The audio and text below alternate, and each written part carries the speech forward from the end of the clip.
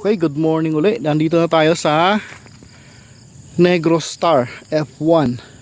Ayan. Kita na sa tudling yung linya ng sitaw.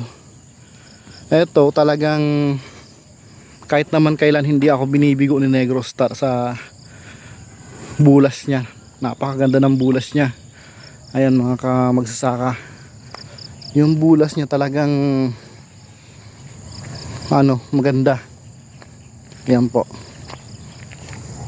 Ngayon, araw na to maglalagay kami ng mga poste para paglalagyan ng balag. Yan po, Negros Star F1, 15 days after transplanting. Wala pa pong guano ang mga yan.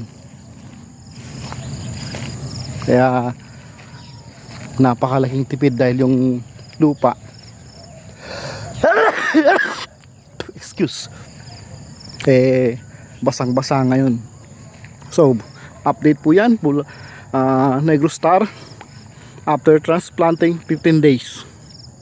Sa susunod ulit mga kamagsasaka, update ko kayo pag nakabalag na kami.